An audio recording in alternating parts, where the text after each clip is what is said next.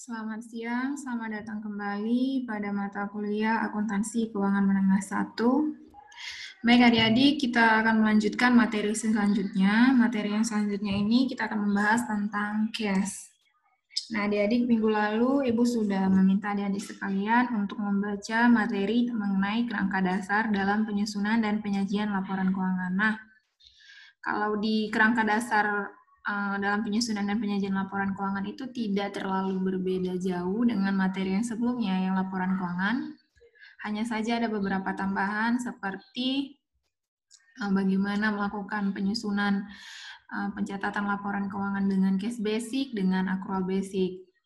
Nah, adik-adik yang harus menjadi hal penting yang adik-adik ingat, perbedaan antara accrual basic dengan cash basic itu, kalau dia accrual basic, dia itu mencatat setiap transaksi itu saat terjadinya transaksi. Jadi setiap transaksi yang terjadi itu pada accrual basis maka akan dicatat. Sekalipun kasnya itu belum diterima, misalkan seperti begini toh, telah dilakukan reparasi mobil terhadap Tuan Anton sebesar 10 juta yang nantinya akan diterima pada tanggal 15 begitu kan, 15 Oktober misalkan transaksinya itu di tanggal 10. Nah, kalau pada accrual basic itu akan langsung dicatat. Sedangkan pada cash basic dia tidak dicatat. Nah, jadi sudah diketahui ya perbedaannya. Kalau di accrual basic, dia itu setiap transaksi itu dicatat, sekalipun kasnya itu belum diterima ataupun belum keluar. Sedangkan kalau pada cash basic, dia itu metode pencatatannya hanya mencatat transaksi jika ada penerimaan atau pengeluaran kas. Jadi kalau benar-benar transaksi itu sudah mengeluarkan kas atau uang perusahaan, nah, itu baru dicatat. Ataupun ketika kas atau uang perusahaan itu diterima, nah itu baru dicatat. Jadi perbedaannya itu kalau accrual basis, dia itu semua transaksi dicatat, sekalipun kasnya itu sudah diterima ataupun belum diterima. Sedangkan pada cash basic, namanya juga sudah cash basic, berarti pencatatannya itu hanya berdasarkan jika transaksi tersebut benar-benar sudah mengeluarkan atau menerima kas, begitu ya. Kemarin juga Ibu sudah ada masukkan di e-learning link untuk pembahasan tentang cash basis dan accrual basis. Baik adik-adik, kita lanjutkan. Sebelumnya Ibu minta maaf karena memang minggu-minggu ini bukan kita ya, maksudnya dosen-dosen di prodi kita itu sedang sibuk-sibuknya. Dikarenakan kita akan melakukan 3 kegiatan webinar. Ada kegiatan pemilihan mahasiswa berprestasi dan itu Ibu yang menjadi ketua panitia. Kemudian ada workshop yang Mama Asnat yang jadi ketua panitia dan ada kuliah umum yang Pak Andri menjadi ketua panitia. Sehingga ya kita itu dosen terbagi-bagi ya pemikirannya antara mengajar, membuat materi, kemudian ada juga kerjaan kegiatan yang akan dilaksanakan, sedangkan kegiatannya itu sudah di depan mata dan semuanya itu akan dilakukan di bulan Oktober ini begitu. Nah, kemudian sebentar lagi juga adik-adik kita akan melakukan reakreditasi. Kan sebelumnya kita punya prodi ini C, kita akan reakreditasi. Ibu minta doa adik-adik sekalian juga supaya kita bisa mendapatkan akreditasi B. Nah, adik-adik mohon pengertian dan dukungannya juga untuk dosen-dosennya ya jika memang lagi dalam keadaan sibuk.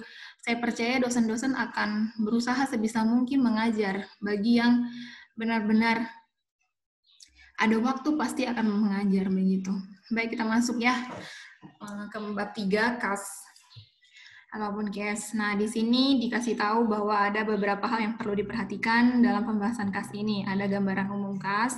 Nah, gambaran umum kas ini berisi tentang pengertian kas, kemudian bagaimana prinsipnya, kemudian bentuk kas itu ada uang logam, uang kertas, kemudian ada equivalent kas, kemudian cash kecil atau kas kecil, kemudian rekonsiliasi bank.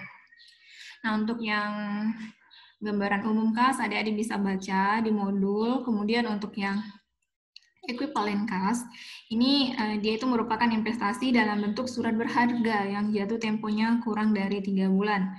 Sehingga kas equivalent kerap digabung dengan kas pada laporan keuangan. Nah, nanti di bab berikutnya kita akan membahas tentang bagaimana menyusun atau membuat laporan untuk surat-surat berharga.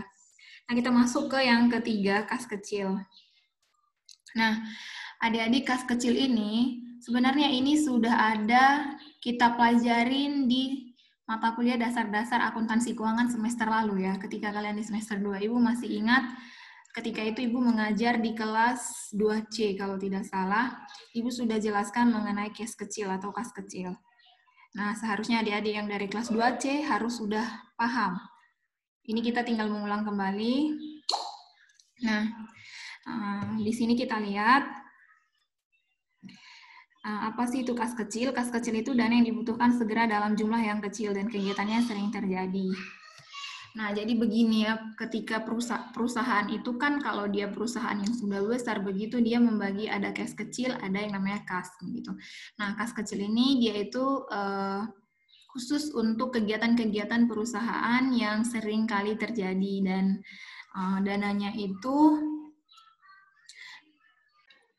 ya, dan biasanya dananya itu antara 500 sampai 5 juta begitu ya adik-adik ya, tapi kisaran dananya ini tergantung kembali ke perusahaannya masing-masing dalam menetapkan jumlah dana yang disalurkan untuk dana kas kecil. Tapi yang perlu adik-adik tahu, apa-apa saja yang masuk dalam kas kecil ini, ya yang masuk dalam kas kecil ini segala transaksi yang berkaitan dengan hal-hal transaksi yang rutin begitu yang ada di dalam sebuah perusahaan dan dana yang perlu dikeluarkan untuk pembayaran yang tidak terlalu tinggi seperti yang Ibu bilang tadi toh. Nah, tapi kisarannya mungkin ada beberapa perusahaan juga yang menetapkan 10 juta ya. Tapi kalau belum ada sih standar yang saya baca selama ini, yang Ibu baca atau Ibu kurang membaca maksimal dananya itu berapa, tapi ada pernah Ibu lihat ada yang sampai 10 juta. Mungkin maksimalnya itu 10 juta. Nah, tapi pada umumnya seringan disisihkan dana kas kecil itu 500 sampai 5 juta. Nah, adik-adik biasanya yang memegang bagian kas kecil ini itu bagian kasir ya. Memang dia bagian akuntan juga, tapi dia bagian kasir khusus untuk kas kecil. Nah, di dalam penyusunan kas kecil ini ada yang namanya sistem dana tetap atau IFRS, kemudian sistem dana fluktuasi atau fluctuating. Nah, kita lihat ya adik-adik. Nah, di sini sudah dikasih tahu di A, sistem dana tetap. Nah, bagaimana sistem pencatatan dana di dalam dana tetap? Nah, ketika ada transaksi pembentukan dana kas kecil, maka jurnal yang diperlukan itu kas kecil pada kas. Nah, ketika terjadi transaksi yang menggunakan kas kecil, maka tidak ada jurnal atau no entry. Nah, kita lihat di catatannya, tidak ada dilakukan pencatatan, melainkan hanya mengumpulkan bukti atau formulir saja. Nah, ini untuk metode dana tetap atau IFRS. Kemudian pengisian kembali kas kecil. Nah, dalam pengisian kembali kas kecil ini, disinilah biasanya dana-dana yang kita keluarkan tersebut kita catat. Begitu. Kan tadi kalau penggunaan kas kecil yang di nomor 2 nih, keterangannya kan tidak ada jurnal atau no entry. Nah, nanti setiap transaksi-transaksi yang kita keluarkan itu atau transaksi-transaksi yang mengeluarkan dana kas kecil, nah itu nanti akan dicatat di pengisian kembali kas kecil. Nah, keterangannya nanti ada macam-macam biaya, misalkan di sini biaya kantor, biaya apa, begitu kan, biaya ATK, biaya kwitansi pada kas, gitu. Nah, kemudian kita lihat juga di sini ada poin keempat untuk kas kecil metode dana tetap. Bila kas kecil dianggap terlalu kecil dan membutuhkan penambahan jumlah kas kecil, maka jurnalnya itu kas kecil pada kas. Nah, kemudian bila kas kecil dianggap terlalu besar dan akan dilakukan pengurangan kas kecil, maka kebalikan jurnal yang di atas. Kalau yang di atas tadi, kalau dia terlalu kecil, kita tambah jurnalnya kas kecil pada kas. Nah, kalau misalkan dia terlalu besar, kita balik, jadinya kas pada kas kecil. Nah, kemudian bagaimana dengan sistem dana berfluktuasi? Kalau untuk sistem dana berfluktuasi, kita lihat, nah, ketika terjadi transaksi pembentukan dana awal kas kecil, jurnalnya itu kas kecil pada kas. Sama ya, seperti yang ada di metode inverse, jurnalnya itu sama. Nah, kemudian penggunaan kas kecil. Nah, kalau pada dana berfluktuasi, setiap transaksi yang menggunakan dana kas kecil akan dicatat. Berbeda kalau tadi di metode inverse, dia tidak ada jurnal atau no entry. Nah, kemudian untuk pengisian kembali kas kecil, nah kalau pada metode inverse dia itu macam-macam biaya pada kas, sedangkan pada pengisian kembali kas kecil pada metode berfluktuasi dia kas kecil pada kas. Begitu ya. Kemudian kita lihat jika kas kecil dianggap terlalu kecil dan membutuhkan penambahan jumlah kas, kalau dia pada metode inverse, dia itu kas kecil pada kas. Nah, tapi kalau pada metode fluktuasi, dia kebalikannya. Maaf, bukan kebalikannya, dia sama juga kas kecil pada kas. Kemudian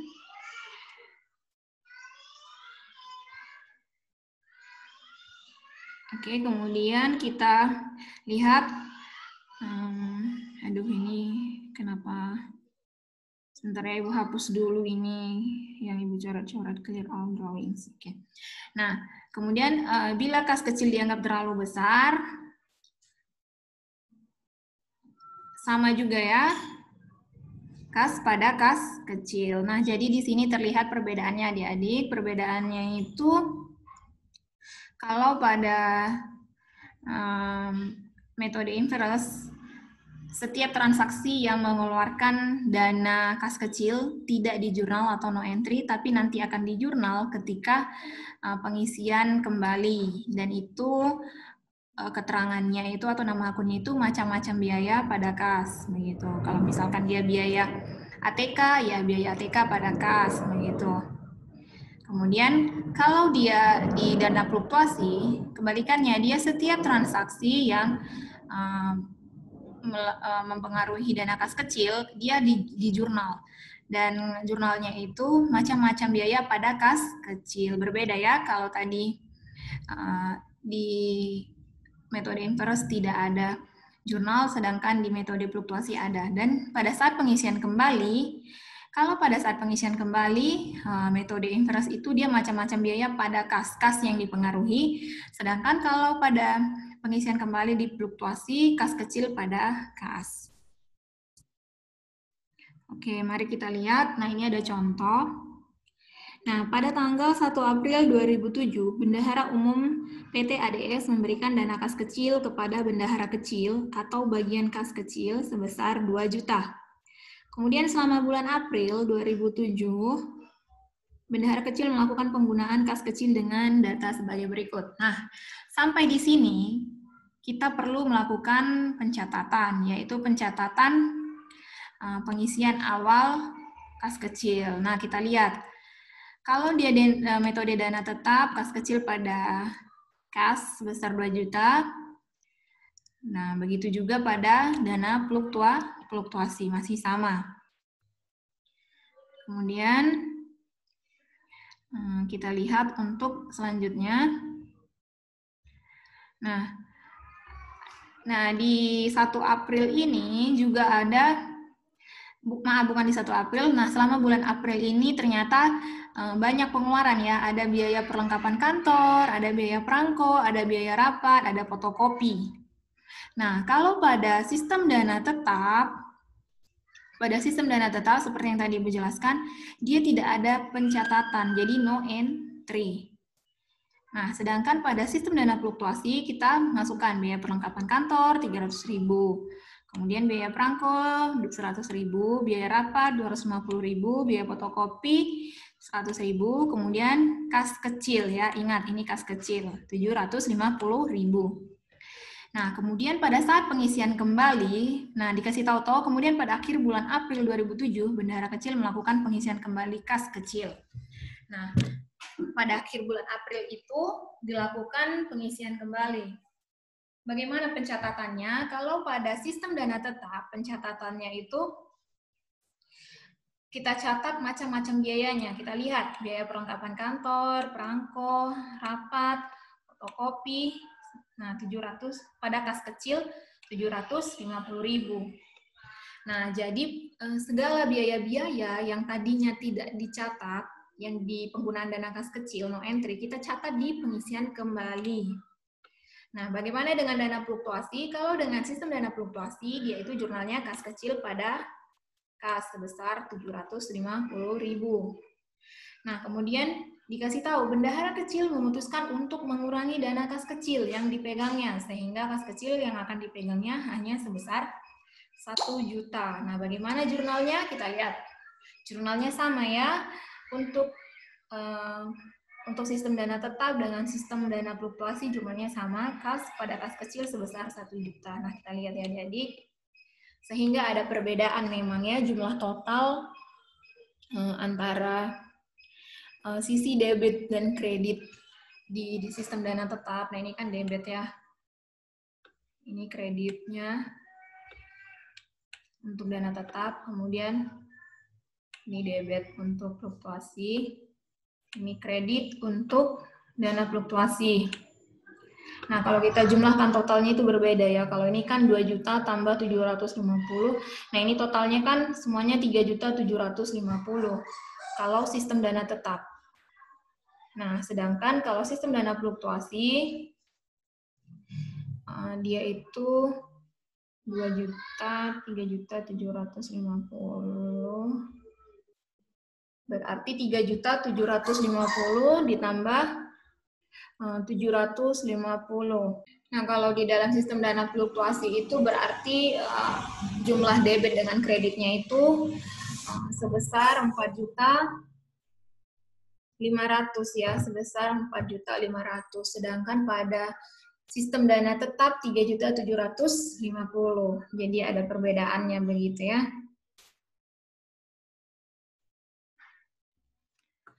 Oke, baik adik-adik, ini soal latihan mengenai materi kas kecil yang tadi Bu sudah jelaskan. Ini tolong adik-adik kerjakan. Ini soal latihan yang pertama yang adik-adik kerjakan untuk materi kas kecil. Nah, di sini adik-adik diminta untuk membuat jurnal setiap transaksi dengan menggunakan sistem dana tetap dan sistem dana fluktuasi. Nah, seperti biasa adik-adik kerjakan di kertas double folio atau kertas apapun itu menggunakan pena warna biru, kemudian kirim ke WA Ibu, jangan lupa tulis nama, NIM, kelas, kemudian mata kuliah apa, kemudian ini tugas keberapa, kirim ke WA Ibu dalam bentuk PDF.